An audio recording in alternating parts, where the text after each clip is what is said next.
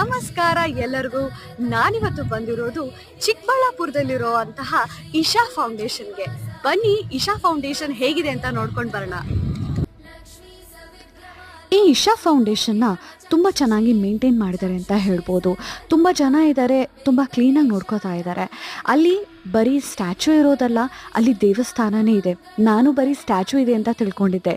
ನೀವು ಹೋಗಬೇಕಾದ್ರೆ traditional wear ಹಾಕ್ಕೊಂಡು ಹೋಗಿ, ತುಂಬ ಚೆನ್ನಾಗಿರುತ್ತೆ. ವೀಕ್ ಡೇಸಲ್ಲಿ ಹೋಗೇನೆ ಇಲ್ಲಿ ತುಂಬ ಜನ ಇದ್ದರು. ಸೊ ನೀವು ಹೆದರುವಂಥ ಅವಶ್ಯಕತೆ ಇಲ್ಲ, ವೀಕ್ ಡೇಸಲ್ಲಿ ಹೋದರೆ ಜನ ಇರ್ತಾರೋ ಇಲ್ವೋ ಅಂತ. ವೀಕೆಂಡಲ್ಲಿ ಖಂಡಿತವಾಗ್ಲೂ ಇದಕ್ಕಿಂತ ಜಾಸ್ತಿ ಜನನ ನೀವು ಎಕ್ಸ್ಪೆಕ್ಟ್ ಮಾಡಬಹುದು. ಇಲ್ಲಿ ಬಂದಾಗ ನಿಮಗೆ ವಾಶ್ರೂಮ್ ಫೆಸಿಲಿಟಿ ಸಿಗುತ್ತೆ, ಮತ್ತು ಹೋಟೆಲ್ಸ್ ಅಲ್ಲಲ್ಲಿ ಸಿಗುತ್ತೆ. ಸೊ ನಿಮಗೆ ಯಾವುದೇ ರೀತಿ ಪ್ರಾಬ್ಲಮ್ ಇರಲ್ಲ ಊಟ ತಿಂಡಿಗೆ.